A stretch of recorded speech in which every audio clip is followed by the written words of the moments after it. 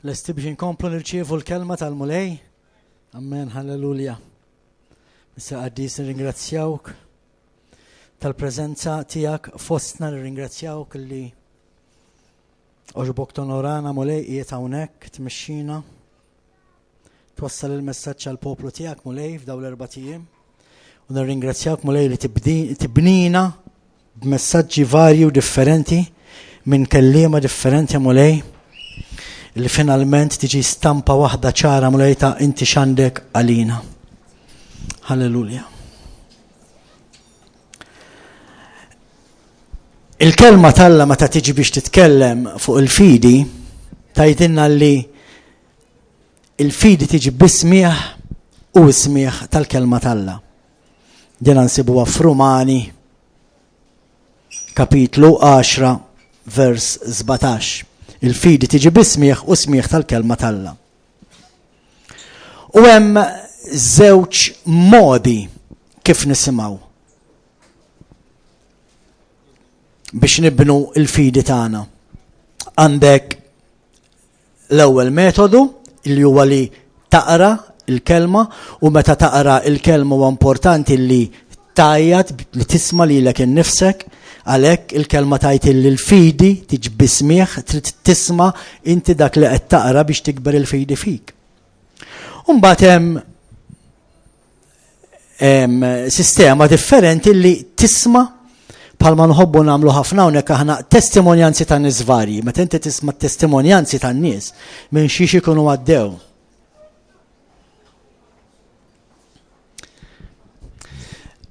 Tikber il-fidi fik.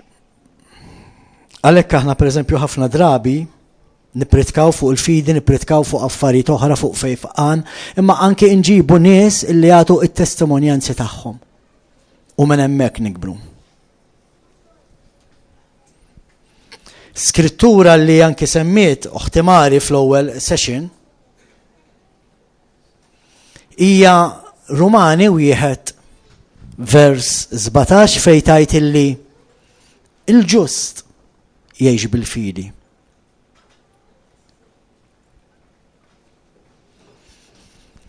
U allora x'inhi l-fidi? Il-fidi hija li temmen mingħajr ma tara. L-ewwel punt biex nibnu l-fidi tagħna huwa li tisma'. Għalhekk bdejna b'dik l-iskrittura Romani 10:17 il-fidi tiġi bismieħ u smieħ tal-kelma talla. Xi ħaġa li ninkoraġġikom tagħmlu għandna kotba hawnhekk li jitkellmu fuq il-fidi. Pereżempju wieħed partikolari huwa Foundations for Faith li huwa bażiku ħafna. Kif tibda tibni il-fidi tiegħek. Huwa ktib ta' Kenneth E. Hagin illi jekk hemm xi ħadd illi bil-fidi jirċieva żgur li huwa nafu l-istorja tiegħu illi kien bniedem illi kien fuq is-sodda tal-mewt. U li mhux tal-li fiq imma kellu omor twil, rabba familja, għal mulej. U nħeġġixkom taqrawhom daw il-kotba għaliex il-fidi tiġi bismieħ u smieħ tal-kelma talla u kif edna wkoll tiġi billi nisimgħu it-testimonjanzi. F'dik ktib bħal dan Kenneth Hagin isemmi ħafna skritturi, allura qed nisimgħu il-kelma talla. Qed inkabru l-fidi tagħna permezz ta' smieħ tal-kelma talla, imma wkoll jagħti anke t-testimonjanza tiegħu. F'ħafna mill-kotba idaħħal it-testimonjanza tiegħu. Allura issa qed inkabru l-fidi billi qed naraw ħadd ieħor xirċieva mant il-mulej. Amen? Fluqa 18 vers 8 Alla jistaqsi. Meta jiġi bin il-bniedem ser isib fidi fuq l-art. U ħafna jgħidu iva għax jiena nemmen falla, imma il-kelma tgħidilna li anke ix-xjaten jemmnu falla u jitwerru, jirtrodu x'in jisimgħu ismu. Illa li għax il-fidi mhux li temmen biss li hemm Alla, imma li temmen dak li Alla jgħid fil-kelma tiegħu. Li hija xi ħaġa differenti. Jekk inti ġejt hawnhekk illum għax għandna konferenza ħammur nisma' l-kelliema x'qed jgħidu, Allura jiddispeċini ngħidlek illi qed tinvesti ħienek fix-xejn. Imma jekk inti ġejt hawnhekk b'qalb li taf li ħatara il-mirakli, ħatara l-ġubijiet, ħatara s-sinjali, allura issa qiegħed fil-post it-tajjeb. Għaliex fil-lingwa Ingliża hemm żewġ tipi differenti ta' kif tisma' bħala kliem, hemm il-kelma hear u l-kelma listen. It-tnejn ifissru l-istess. Tiġi hawn u tisma' lili nitkellem. You hear the preacher talking. Imma inti tista' tiġi hawn u you listen to what the preacher is saying. Toqgħod attent tarbel kull kelma ta' dak li qed jgħid min qed iwassal il-messaġġ.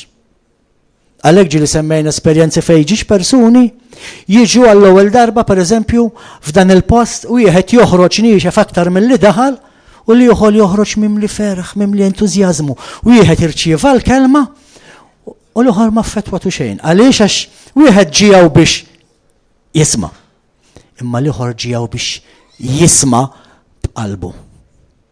Amen, dik hija differenza. U l-fidi tagħna tikber meta aħna nisimgħu b'qalbna. Inutli aħna niftħu l-kelma talla u naqraw illi bil-ġrieħi tiegħu jiena ġejt infejja u naqbad dejmi. Daqshekk isu ma ġara xejn. Imma meta nieqaf nimmedita u nipprova nifhem xi tfisser b'qalbi issa. B'qalbi, mhux dak li qed jaraw għajnejja miktubin, mhux dawk li semgħu widnejja jgħidu ma rrid nifhimha b'qalbi. U hemmhekk tibda tikber il-fidi tagħna.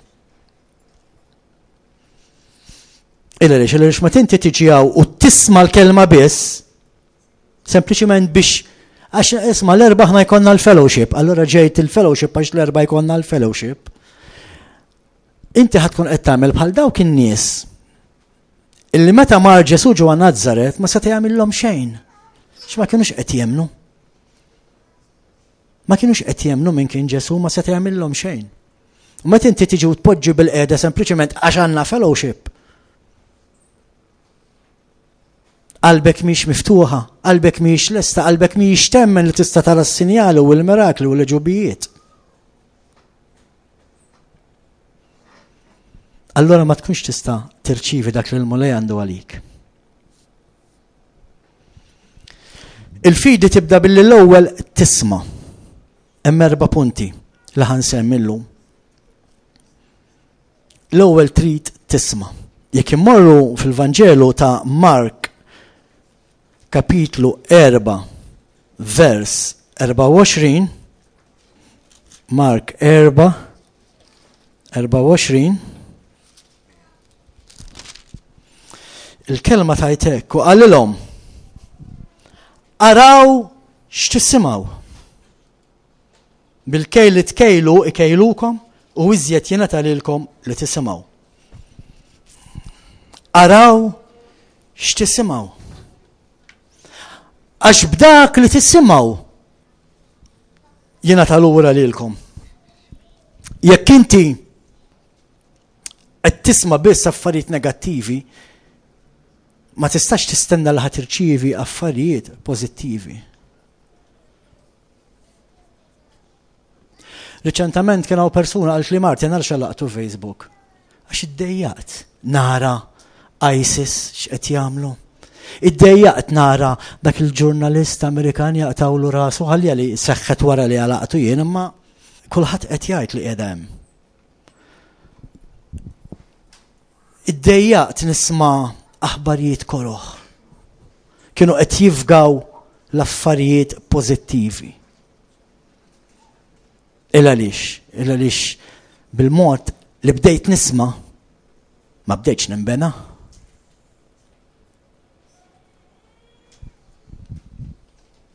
Bil-mod li bdejt nisma' bdejt nitġarraf. Allura ddeċidejt li ma narax daw l-affarijiet aktar.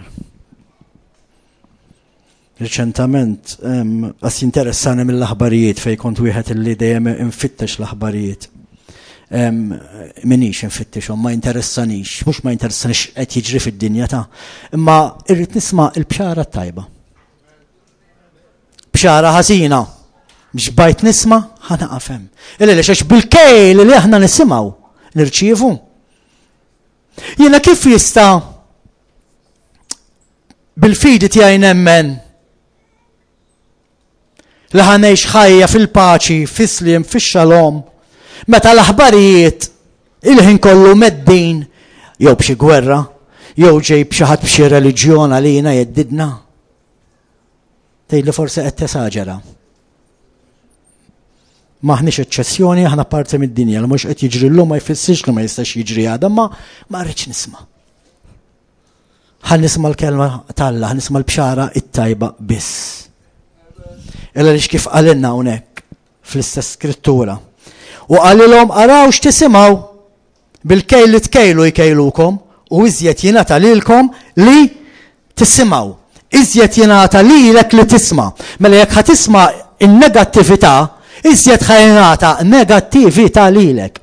Jekk inti ħatisma' affarijiet sbieħ, affarijiet tajbin, iktar ħajnata lilek. Riċentament kien hemm persuna għandha fuq 80 sena ġrit il-maratona jew x'għamlet hemm beda jġibuha tagħmel is-sit-ups mal-art tal-lajbirek dik xi ħaġa interessanti nħobb pjaċir nara. Għax ħaġa li tibnik. Mel ta' 80 sena jiena nista' nkun kapaċi għadni niflaħ niġri, għadni niflaħ nagħmel is-sit-ups. Amen? Bil-mod li inti tkejjel dak li tisma' inti tirċievi. Għaliex dak li joħroġ mill-qalb, dak li inti tajt minn qalbek iseħħ. Allora jiena ma rridx noqgħod nitkellem fuq in-negattività, rrid nitkellem fuq il-pożittività f'ħajti. Araw xejn Luqa, morru f'Luqa 6. Luqa 6 45-45. Bniedem tajjeb mill-ħażna tajba ta' qalbu joħroġ dak li hu tajjeb u bniedem ħażin mill-ħażna ħażina ta' qalbu joħroġ dak li hu ħażin għax mill-milja tal-qalb jitkellem fommu. Mela allura tinsewx il-fiti tiġi bismieħ. Inti x'qed tisma' meta inti qed titkellem? Negattività, pożittività, tajjeb, ħażin? Qed nagħmel enfasi, rridu noqogħdu attenti x'nisimgħu. L-ewwel pass biex tikber il-fidi tagħna hija illi nisimgħu. Tajjeb. It-tieni pass huwa li nemmnu dak li qed nisimgħu. X'iswa li inti tisma' imma ma temminx. Taraw id-differenza bejn you hear and you listen. Tista' tisma' dak li l-bniedem qed jgħid. Testimonjanza. Tista' tisma' dak li bniedem qed jaqra mill-kelma tal-Alla. Imma min-naħa l-oħra tista' tisma' u temmen dak li bniedem qed jgħid jew li qed jaqra mill-kelma tal-Alla. Illa lix qed ngħidu dan, illa lix ejja mmorru fi Proverbji 4.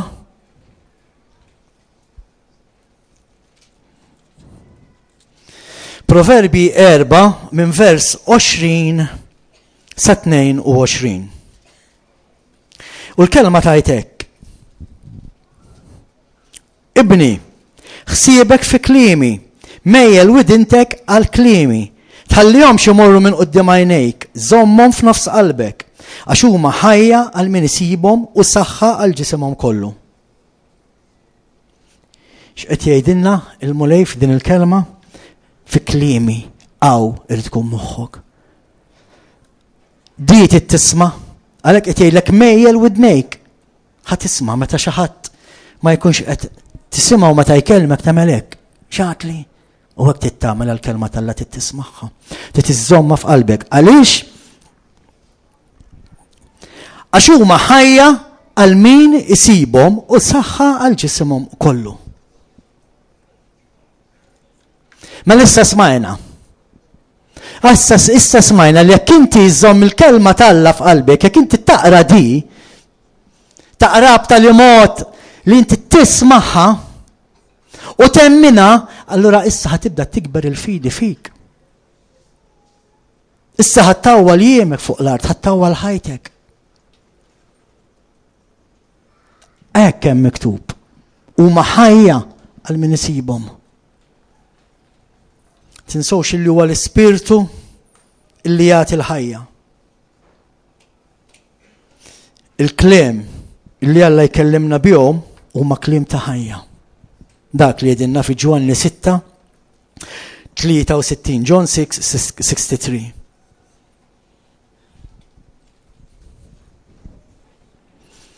Kemm importanti li nisimgħu. Per eżempju, qatt tgħaddilkom minn moħħkom intom illi l-istorja ta' dak ir-raġel Ama f'Luqa 18 illi għallhom lin-nies kemm hawn kommozzjoni. X'inhu l-istorja? Qalu ġej Ġesu, beda jgħid Ġesu, Ġesu! U n-nies wafquh. Qalu tkwit ħatoqgħod tajjat u iktar beda jgħid Ġesu, Ġesu! Ġesu! Beda jgħid.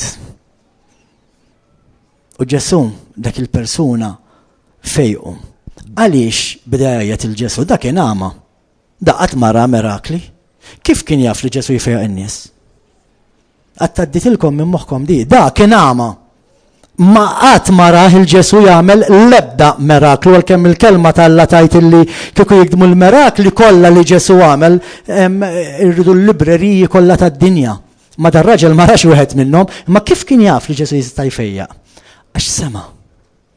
Sema u emmen. L-istess. Meta kien hemm dawk iż-żewġ nies omja li marru wara il-bib ta' Ġesu jistennew ġej id-dar. U kif kien ġej qagħdulu Ġesu bin David. Kif kienu jafu minn hu da? Ma kienux jaraw, kienu omja. Kif kienu jafu li kien bin David da? Ġifieri bin David hija kelma kbira ta' qed jikkonfermaw li Ġesu huwa l-Messija. Meta qed jgħidulu Ġesu bin David, kienu qed jikkonfermaw li Ġesu huwa l-Messija. Ma kif kienu jafu daw? Qatt ma rawh. Il-Ġesu qatt ma rawh jagħmel miraklu. Għax semaw mant in-nies. X'għamlu? Semaw u emnu. Ġesu qallhom intom temnu illi jiena nista' nagħmel dan. U ma qalulu iva. Kif kienu jemnu daw? Qatt ma rawh. Qatt ma rawh jagħmel miraklu. U Ġesu qallhom intom temnu li nista' nfejjaqkom? Qalulu iva. Illa li xemnu, illa li x'semgħu mant in-nies. Il-mument li semgħu mant in-nies u emnu, allura issa poġġewluhom f'pożizzjoni fejn jistgħu jirċievu minn Ġesu. Bil-fidi. Bil-fidi. L-istess l-istorja ta' dik il-mara li kellha l-imxija tad-dem f'Mark. Ejja narawha. Għax di naqra aktar kbira minn tal-omja ta' Mark 5. Mark 5:27. Malli semet b'Ġesu ġiet fir-rassa minn wara. X'għamlet dil-mara semat b'Ġesu. Issa di ma kienx ċamja. Imma tinsewx li din il-mara kienet għadha tgħix taħt il-liġi ta' Mosè. Din il-mara minħabba l-imxija tad-dem li kellha ma setax toħroġ mid-dar u tmur fejn hemm in-nies għax kienet mara skont il-liġi ta' Mosè maħmuġa. Ma setax tkun fejn ikun hemm Ġesu għax Ġesu kien ikun imdawwar bil-folol u hija ma setax tmur u tmiss in-nies biex tgħaddi għaliex għax skont il-liġi ta' Mosè kienet mara maħmuġa. Imma bil-fidi meta semat li hemm Ġesu marret. Dil-mara kienet taf xi ħaġa illi ħafna minna għandna bżonn nkunu nafu. Kieku naqbdu x'kienet taf din il-mara, kieku ħafna minna nkunu ħafna aħjar f'ħajjitna bħalissa. Xi rrealizzat dil-mara li ħafna minna ma jirrealizzawx. illi għan Ġesu tista' tmur mimli maddas fil-ħmieġ. Din il-mara kienet maħmuġa għal-liġi ta' Mosè. Ma ddejqitx, ħarġet mid-dar din jekk tmorru jekk taqraw Levitiku kapitlu 15 kien ikollha toqgħod tinħasel u ma tistax toħroġ mid-dar għal 7 ijiem għax tibqa' maħmuġa. Ħafna minn daw iċ-ċerimoni. Imma iddeċidiet qalet ħammur xorta. U kienet dik li fejqitha. Dik il-fidi. Imma kif ġabetha l-fidi għax semat. Meta semat li hemm Ġesu. Marret u bħalma nafu mis-sitlu it-tarf tal-libsa li mhux suppost kienet maħmuġa. Imma dik hija l-fidi li rridu nibnu. Bħal dik il-mara rridu nagħmlu, meta aħna konna toqol kollna ħmieġ. Ħafna minna nissupervjaw insabtu saqajna nifqu nagħtu l-xhur u l-offerti nifqu naqraw il-kelma, nifqu naraw id-Daystar, nifqu naraw il-God TV. Nifqu nisimgħu messaġġi, nifqu niġu l-fellowship. Għaliex għax maħdas fil-ħmieġ. Ftakru dejjem x'għamlet din il-mara. Jekk intom taqbdu x'għamlet din il-mara, kbiri għas-salvazzjoni tagħkom. Tinsewx din il-mara kienet taħt il-liġi illi tgħidlek batiet ħafna taħt it-tobba. U Alla mhux bniedem li jaħli jekk poġġa l-kelma batiet li titina sinifikat. Għaliex batiet taħt it-tobba? Għax it-tobba tal-dak iż-żmien bħala kienu taħt il-liġi. Allura kienu jaraw xejt il-liġi tittorqod ħanejlek biex jaqaflek id-dem tittorqod 7 li fuq din naħa. U mbagħad tagħmel 7 li torqod fuq in-naħa l-oħra. U tini €50 please. U jgħaddu l-15 u terġa' tmur għand it-tabib. Ma waqaflix id-dem. Għax naħseb issa tittamel 7 ijiem torqod wiċċek il fuq tini €50 please. U batiedi dil-mara. Il-moment li ddeċidiet li bil-ħmieġ u mingħajru sejra Ġesu fieqet. Il-kelma fieqet mhix biżejjed hawnhekk. Bil-Ingliż tinstama ħafna nisbaħ. Became whole. Ġifieri issa ma baqgħetx mhux tal-li fieqet, issa ma baqgħetx titlef aktar flus għand it-tobba. Issa l-flus li ħataqla ħajqpa' għandha. Issa ma baqgħetx ma tistax toħroġ mid-dar. Issa tista' toħroġ mid-dar. Became whole. Tfisser ħafna iktar milli fieqet. Għax x'jiswa li tfieq imma xorta tmut bil-ġuħ għax it-tobba ħadulek flusek kollha. Għax infaqt flusek kollha fil-mediċina ma l-kelma tgħid she became whole. Ġiet imbierka.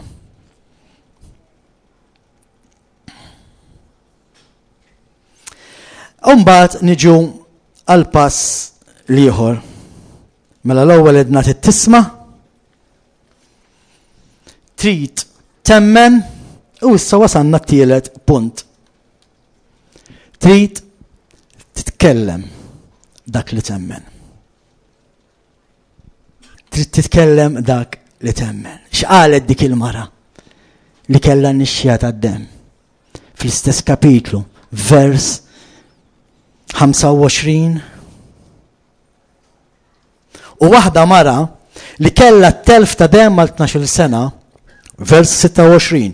U kienet batit wis, smajtuha kienet batit wis minn ħafna tobba u nefqed dak kollu l-kella u ma tjiebet xejn, iżda aktar marret mill-lar. Ma li semet Ġesu ġiet fir-rassa minn wara u messet il-biesu. Għax qalet jekk nista' miss il-biesu nkun infeqa. Qalet. Mela l-ewwel semeġ kien qed jagħmel Ġesu, magħluqa d-dar għax ma tistax toħroġ għax kellha l-imxija tad-dem. Imma n-neighbors kien jgħidula Ġesu għamel hekk, Ġesu għamel hekk u emnet. It-tieni punt. Issa ġiet għat-tielet punt. Qalet jekk imiss il-libsa.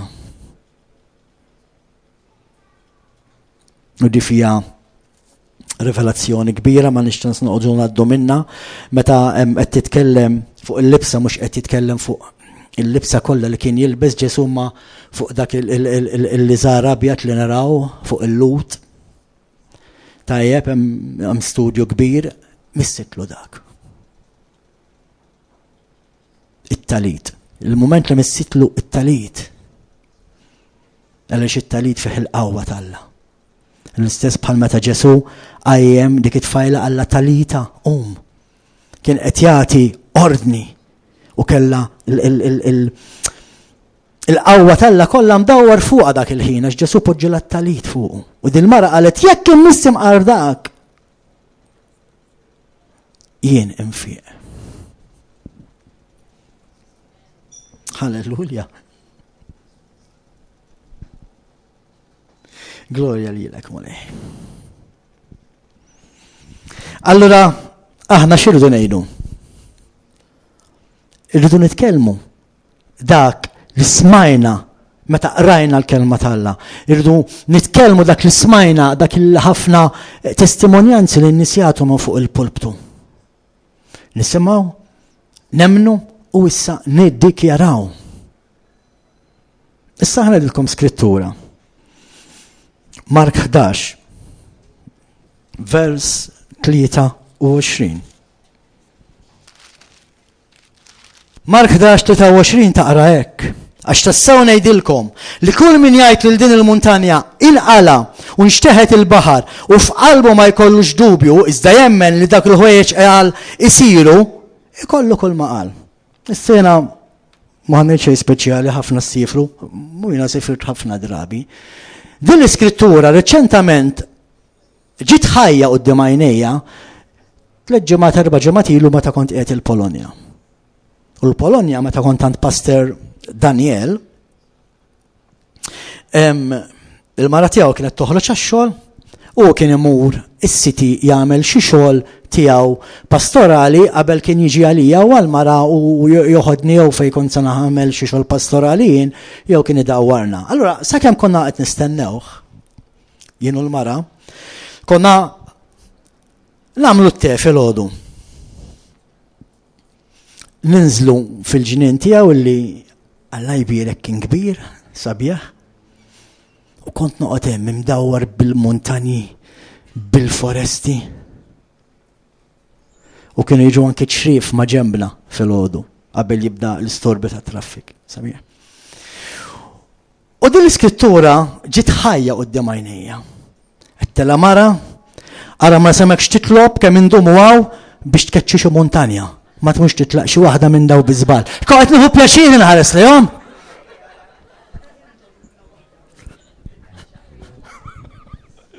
Kont nieħu pjaċir inħares lihom, ma ridhomx jitilqu minn qudiemi. Għaliex għax irrealizzajt jekk jiena b'fidi daqs żerrija ta' mustarda nista' nċaqlaq dik il-muntanja. Wow. Meta taqbada.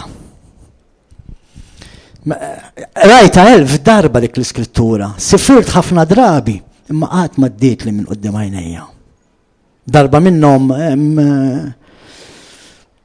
mhux aħna ntlifna ma tilfuna qalb il-muntanji, ma tant kont qed ninkwieta x'konna mitlufin u ġol kesħa majna sub-zero level. Li definitely insejta din l-iskrittura x'kieku kont inkeċċihom il-muntanji dakinhar. Imma meta kont qiegħed irrilassat mal-Mulej, sempliċement bela kafe, kien ikolli l-kitarra f'idej peress li kelli xi ministeru rrid immur indoq fil-ħabs, allura ġabu l-kitarra u konna ninżlu fil-ġnien, jien u l-mara waħedna u nfaħħar il-Mulej indoq u nkanta bela kafe, xi galettina, jew pakkett insomma. Dakinhar din l-iskrittura ċaqalqet. Rajta tivvajbra quddiem għajnejja. U semmejtilhom anke hemmhekk meta kont qed nippriedka hemm minnhom.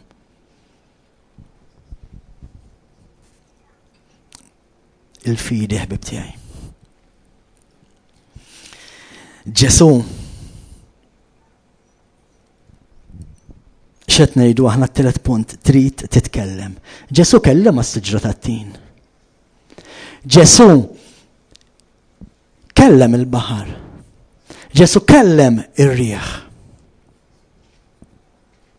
U aħna ħafna minna ma nirċevux dak li nixtiequ fil-ħajja mhux bis-fejqan ta' u x'inhu.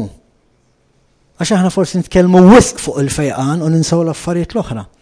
Imma inti m'għandekx bżonn biss fejqan, inti għandek bżonn promotions fil-ħajja fuq ix-xogħol, għandek bżonn dar sabiħa fejn tkun komdu fiha. Darba konna qegħdin għawdex mal-pastor niftakar jiena u Chris niklejmjaw post bis-swimming pool li għaddejna mimma ġembu bdejna ngħidu li dak tagħna. Xi darba noħdukom hemm. Taraw. Taraw. Ħafna minna ma nirċevux għaliex għax nibżaw. Min jarani jismani ngħidlek bel jinxi jaħsbuni miġnun. Dak l-iskop. Il-Ġesu kienu jasbuh ħafna affarijiet. Imma dak li ried Ġesu dejjem ġabu. Għaliex? Għaliex ma kienx jibżejħu awtorità. Tinsawx il-fidi veru tibda minn żewġ partijiet f'ġisimna. Tibda minn qalbna u mbagħad minn fomna, minn ġoħalqna. Il-ħsieb inibbet mbagħad aħna niddikjaraw. Issa mbagħad hija problema tiegħek xi ħsieb nibbet u x'qed tiddikjara. Sawa?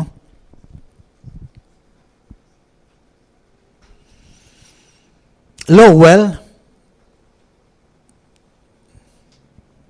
tittikellema. Pereżempju ħanieħdu l-istorja ta' Abraham. Il-kelma Abraham kienet tfisser missier għoli. U sakemm Abraham baqa' jemmen li huwa missier għoli għax hekk kien jismu ma kien ġara xejn f'ħajtu. Il-moment li Alla bidillu ismu għallu inti issa millum mill-lem Abraham. Issa ma dekx aktar Alla l-oli imissa missier in-nazzjonijiet. Tistgħu timmaġinaw intom il-Abraham jiltaqa' ma' xi ħadd, inti x'jismek? Abraham, għandi pjaċir. Fejn huma tfal tiegħek? M'għandix.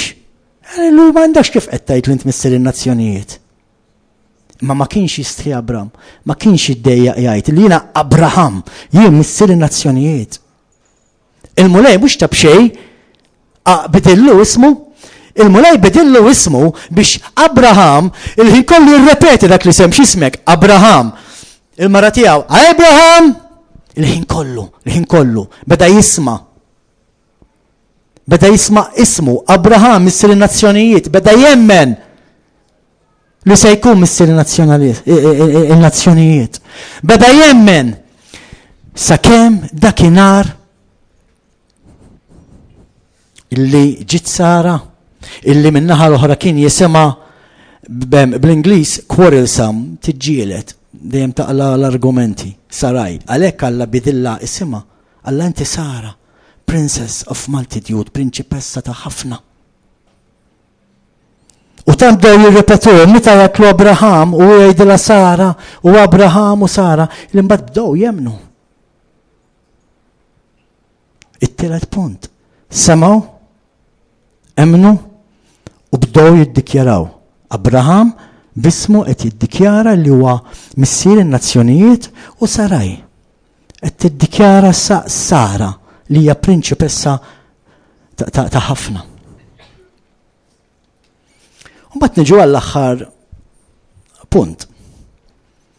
Mela tisma', temmen, titkellem u trid taġixxi.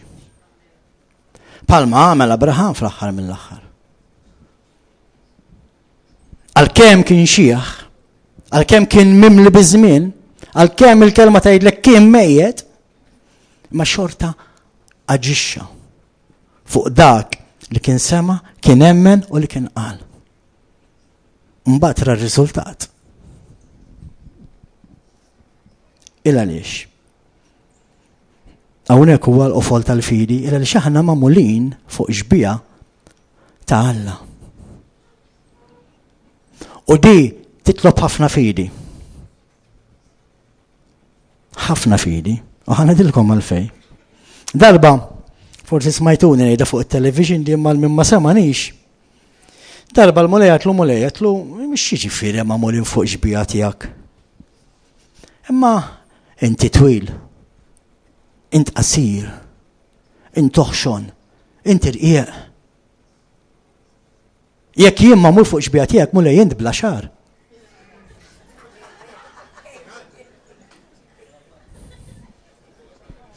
Appuntu Mario qal jien għandi, allora mulej kif għandna ma mulin fuq ġbija tiegħek għandek xar jew m'għandekx?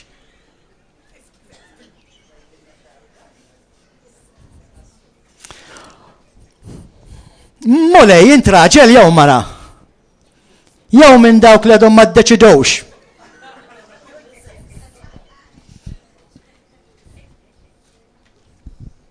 U l-mulej qal li mhux aħjar tibda taqra l-Bibja mill-ewwel chapter tal-Ġenesi. U l-mulej spjegali x'jiġifieri magħmul fuq ġbija tiegħu. Morru Ġenesi kapitlu 1 vers Ġenesi kapitlu 1 vers 3 u 4. U Alla qal ħajkun hemm id-dawl. U kien hemm id-dawl. U Alla ra d-dawl li kien tajjeb. U Alla filet id-dawl midlam. Ninżlu vers 9 u 10. U Alla qal ħalli l-ilmijiet ta' taħt is-sema jinġemgħu f'naħa waħda u ħalli l-art nixfa tidher. U hekk kien. U Alla semma l-art nixfa art u l-ġemma tal-ilmijiet semmaħhom ibħra. U Alla ra li da kien tajjeb. Ninżlu vers 11, 12 u 13. U Alla qal ħalli l-art tnibbet ħdura ħaxix jagħmel iż-żerrija u s-siġar tal-frott li jagħmlu l-frott skont ġenshom u bżeratu fih fuq l-art. U hekk kien. U l-art nibtet ħdura u ħaxix jagħmel żerat skont ġensu u siġar jagħmlu l-frott bżeratu fih skont ġensu.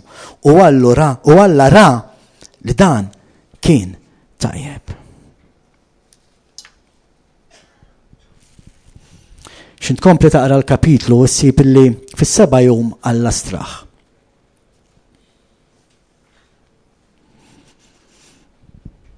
X'jiġifieri magħmulin fuq ġbija tiegħu? Alla qal u Alla ra li kollox kien tajjeb. Jekk int magħmul fuq ġbija t'Alla, inti suppost tgħid xi ħaġa u dik xi ħaġa isseħħ. U suppost li inti tara dak li għadt li huwa tajjeb. Ħafna minna nużawha bil-maqlub. Ngħidu affarijiet ħżiena u narawhom fuqna. Imma nibżaw niddikjaraw xi ħaġa tajba għax jaħsbuna boloħ. Għandek fidi, temmen li int magħmul fuq ġbija t'Alla. Temmen li inti dak li tajt jista' jseħħ, dik li tfisser magħmulin fuq ġbija tiegħu. Mhux jekk għandux mustaċċi jew le, mhux jekk għandux nemex jew le. Magħmulin fuq ġbija tiegħu. Halleluja. Suppost aħna dak li nitkellmu, dak li ngħidu narawh iseħħ f'ħajjitna. Għalhekk ħafna minna qegħdin fiex qegħdin għax niddakjaraw affarijiet ħżiena fuq ħajjitna.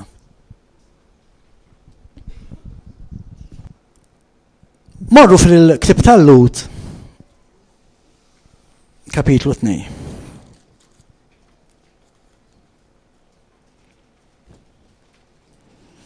Il-Ktib tal-Lut ħantikom bomba żgħira tista' ma taqbilx miegħi imma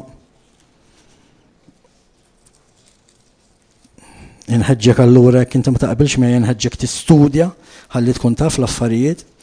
U f'Lut kapitlu 2 vers 7 sa 10 jgħid hekk. Inti għamiltu anzi ħanaqraw vers 7 bista. Inti għamiltu ftit anqas mill-anġli. Inti nkurunajtu bil-glorja u l-ġieħ u qedtu fuq l-opri ta' jdejk. it-tekst oriġinali ma jgħidx inti għamiltu ftit inqas minn malak li hija anġlu. it-tekst oriġinali jgħid inti għamiltu ftit inqas minn Elohim.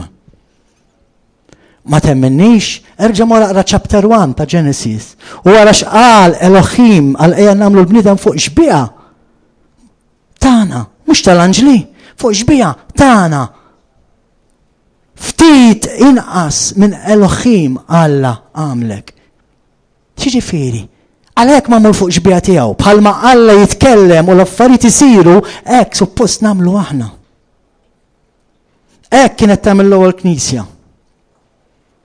Għada kif qaltilna oħtna Mari, meta kienu qegħdin Pietru u Ġwanni deħlin fit-tempju u raw dak ir-raġel li ma setax jimxi mitluq mal-art hemm. Iddikjaraw, qalu luża aħna flus u fidda m'għandniex għax ma kellhomx. Ma minn dak li għandna qed jiddikjaraw, minn dak li għandna ħantuk. U imxi. U dak ir-raġel qam u mexa. Għaliex għax magħmulin fuq xbieqa tal-Alla. Amen. Halleluja. Meta inti titkellem skont il-kelma bil-fidi, meta inti titkellem il-muntanja tiegħek, jekk inti temmen jiġru 4 affarijiet. Mhux se noqgħod nidilkom morru hemm għax ħanidilkom jiena. Mattew 21 vers 21. Jekk inti temmen dak li titlob iseħħ. L-istess Mark 11:23, it shall come to pass. Dak li intom tixtiequ, dak li intom tiddikjaraw bil-fidi. Għodu attenti, dak li intom tiddikjaraw. Jekk qed tiddikjara l-ħażin, tiġix tgħid li Martin ara x'ġarali. Mattew 17 vers 20 fejn qed jitkellem fuq il-muntanja, jekk inti temmen it shall remove, titlaq, titwarrab il-muntanja.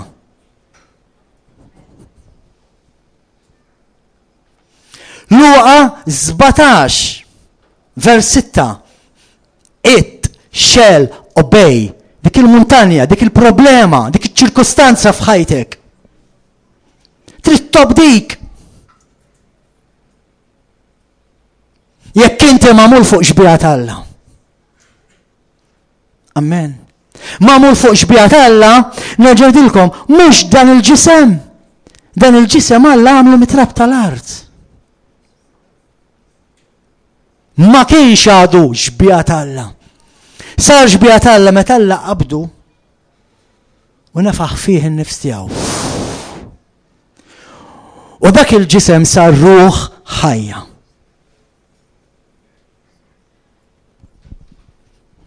Issa Adam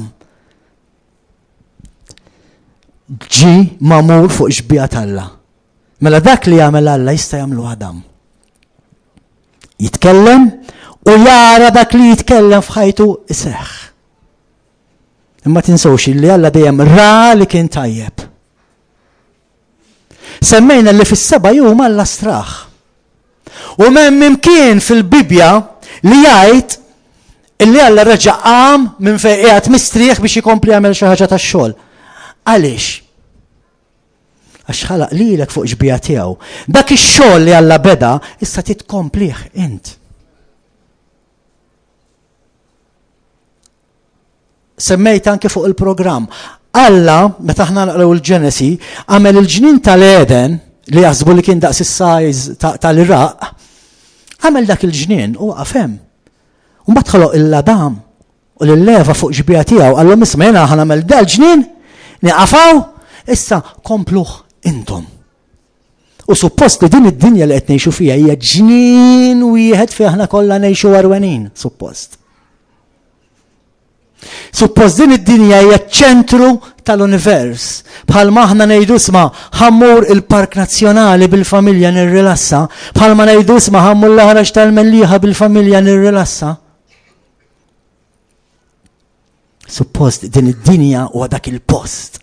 Suppost li aħna għamilna din id-dinja dak il-post fej fih nirrelassaw. Issa ħallija li l-istorja differenti. L-istorja differenti. Imma Ġesu għalhekk ġi u miet għalina biex reġa' tagħna dik l-awtorità li Adam kien tilef. Mela bil-fidi suppost li nemnu li aħna rridu nbidlu din id-dinja, nistgħu nbidlu din id-dinja u ser nbidlu din id-dinja. Amen. Għaliex il-kelma smajnija. Suppost il-kelma kollha hemm minnija. Suppost li kollha qed niddikjaraw illi aħna l-melħ tal-art, illi aħna id-dawl ta' din id-dinja. Allura sa x'jonqos? L-aħħar ħaġa li l-personaġġi bibliċi kollha għamlu naġixxu. Illa lix il-kelma talla. Billy Graham kellu saying meta kien jipriedka fuq dal-affarijiet kien jgħid oh what a plan. Oh what a plan.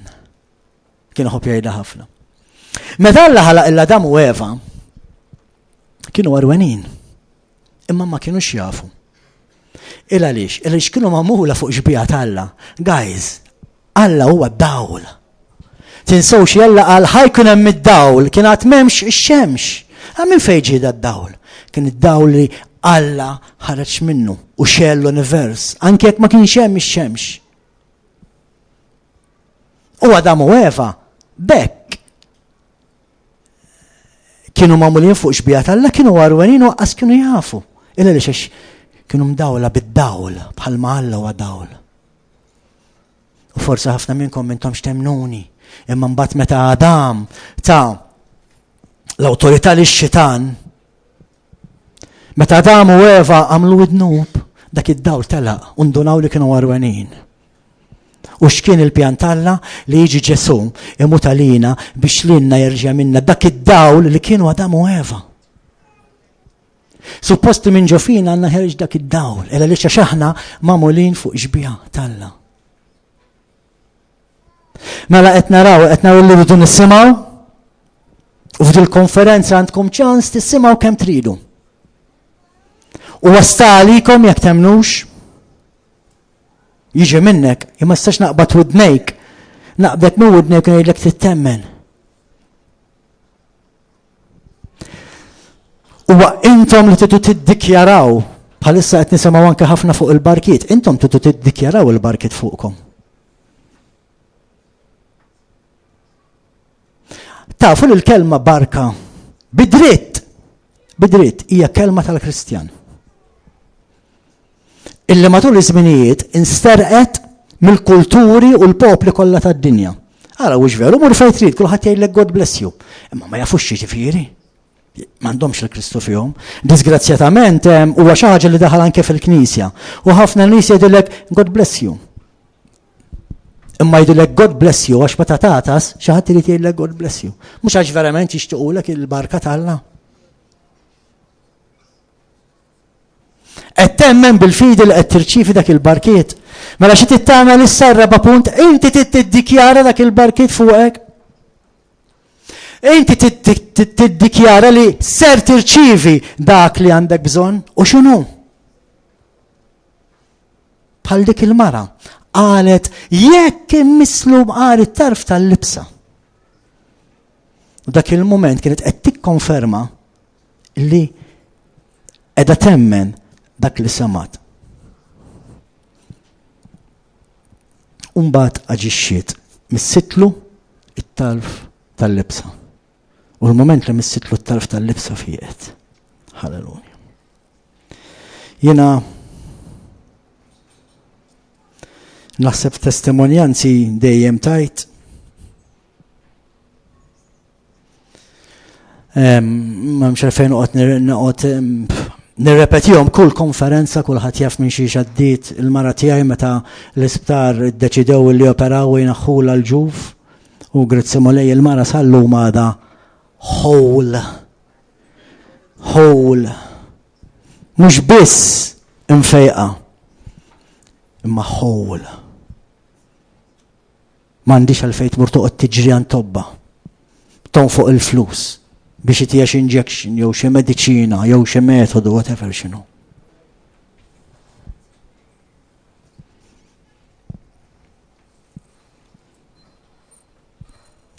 Tittemmen u għawek huwa punt kruċjali tal-fidi. Biex temmen irid ikollok qalbek miftuħa għal mulej. Jekk inti qalbek m'indix miftuħa għal Alla, kif tista' temmen? Għax jekk inti qalbek magħluqa m'intix tisma'. Qed taraw ħanerġu fil-bidu tat-tok, inti qiegħed bil-qiegħda tisma' lili u taqaf hemm. Jekk qalbek hija magħluqa m'intix tisma' dak li qed jgħidlek Alla. U l-fidi tiġi permezz ta' smieħ u smieħ tal-kelma tal-Alla. Jiena x'għamilt ikkwotajt biss mill-Bibja. Hemm ħafna iktar x'tirrakkonta, hemm ħafna iktar skritturi, hemm ħafna iktar stejjer, hemm ħafna iktar xi tajt. Imma nemmen li anki sħabi se jiftħu fuq il-punti tagħhom.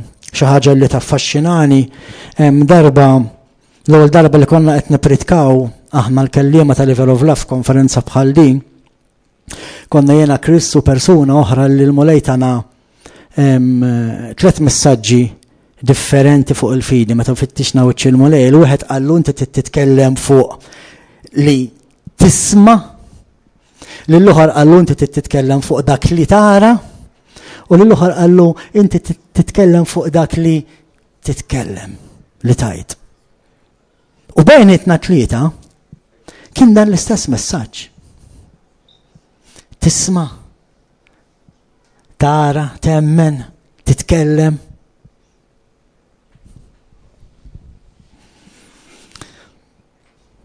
Jekk inti forsi għaddej minn xi perjodu fejn il-fidi tiegħek naqsitek.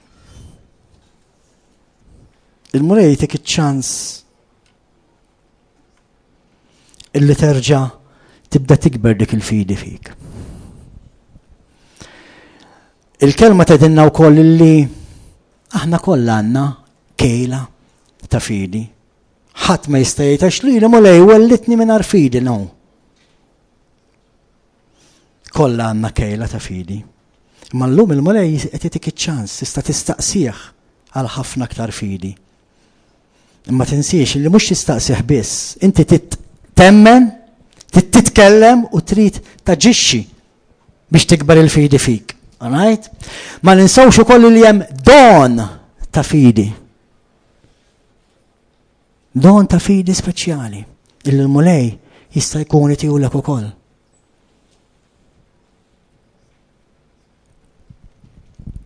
Bil-fidi tirċievi ħafna affarijiet mant il-mulej, dak li għandek bżonn. Allura qed nistedinkom jekk forsi inti għandek bżonn xi ħaġa, għandek bżonn tirċievi xi ħaġa mant il-mulej. Kemm hawn min għandu bżonn jirċievi xi ħaġa mant il-mulej, imma jrid jemmen ħafna iktar. Għaliex qed jaqta' qalbu. Dan huwa l-moment li l-mulej jista' jużak. Dan huwa l-moment fejn il-mulej se jgħinek. Jekk inti ħatfittex verament wiċċu minn qalbek ħad tgħidlu mulej għandi bżonnok. U ħad tgħidlu li għalkemm qed tara l-maltemp aħabbat miegħek. Imma inti ħad taġixxi bil-fidi u ħad tgħidlu maltemp jaqaf hemm. Kemm hawn minnkom lesti tagħmlu għadi? Ejjew ħanitolbu flimkien uħorġu għaw barra. Jekk inti għandek bżonn xi kejla ta' fidi biex tirċievi dak li għandek bżonn mant il-mulej. Użhom dal-4 ijiem. Użhom. Ma jfissirx li bil-fors issa ħajtik il-mulej dak li ħad titolbu. Il-mulej issa jħallik sa nhar il-ħadd filgħodu biex jara qalbek. Għax forsi f'dit tok ħad toħroġ. Imma mbagħad f'tok soħra tgħid jien mhux ġaħriġ imma l-mulej irid jara qalbek.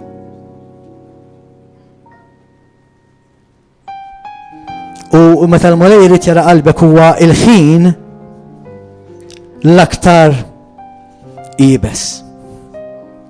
Għax il-mulej irid jara qalbek mhux meta qed itik. Imma meta għadek għaddej minn dak li inti għaddej. Inti temmen bil-fidi li Alla tak kollox meta tak il-libnu Ġesu Kristu. Hemm xi ħaġa li Alla se jżomm milli jtik ġala darba tak libnu. jekk inti tagħti l-ibnek il-bintek xejn iktar x'tista' żomm għandek. Xejn. Hekk tgħidilna l-kelma Alla tagħna kollox tagħna l-ibnu se jżomm xi ħaġa minnek. Halleluja. Temnu bil-fidi li Ġesu qiegħed hawn. Ejja aħna tolbu flimkien, ejja barra. Ejja barra. Dana ma nagħmluhx aħna b'xow, din hija turija ta' fidi. Turija ta' fidi. ħafna jaqpaw bil-qiegħda, ħafna ma jqumux għall-altar call għax m'għandhomx fidi.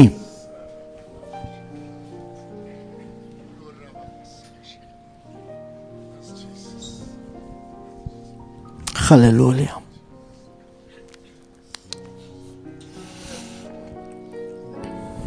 Halleluja. Mister Qaddis, niġu qudiemek fisem ibnek Ġesu Kristu mulej. U nirringrazzjawk ta' dak kollu li aħna fik mulej. Mister Qaddis, il-kelma tiegħek tajt illi bil-fidi mulej. Illi jekk aħna nemmnu Mister Qaddis nċaqalqu l-muntanja ta' qudiemna mulej. Għalhekk qegħdin hawn quddiemek bħalissa mulej li xkollha għandna muntanja qudiemna mulej. Inti settilna Mister Qaddis illi daw l-affarijiet iridu jiġu. Dal-affarijiet iridu ngħaddu minnhom mulej. Imma inti wetna Ġesu li taqpa' magħna sal-aħħar ta' żminijiet Mister Qaddis.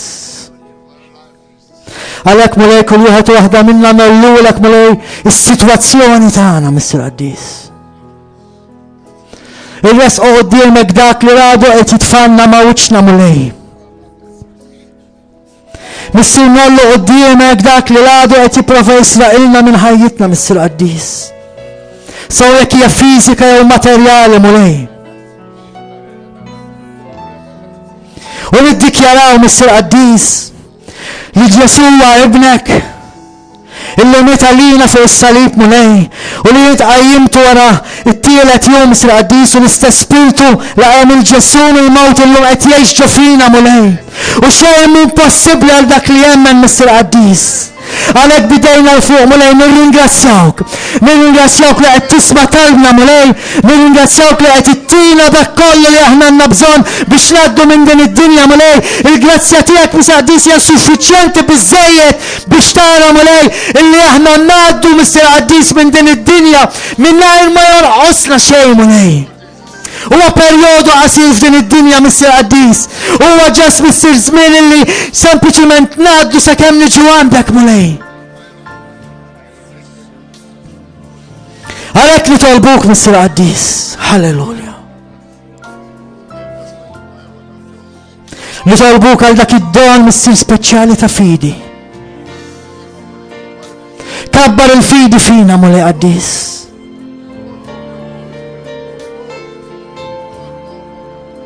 Il-kelma tiegħek tajt li l-mejjel, l-ġubijiet u l-mirakli imorru wara dawk li jemnu Mister Qaddis. Halleluja. Għaw qegħdin quddiemek kollha nemmnu mulej aħna. Kollha nemmnu mhux biss fik mulej imma nemmnu lilek. Għalhekk Mister Qaddis nitolbuk għal fidi f'qalbna. U waqt li nitolbuk għal dak li għandna bżonn mulej nafu mingħajr ma niddubitaw mulej. Ma għandna li ċken dubju illi inti settin dak li ħanitolbuk Mister Qaddis. Fisem ibnek Ġesu Kristu. Amen. Halleluja.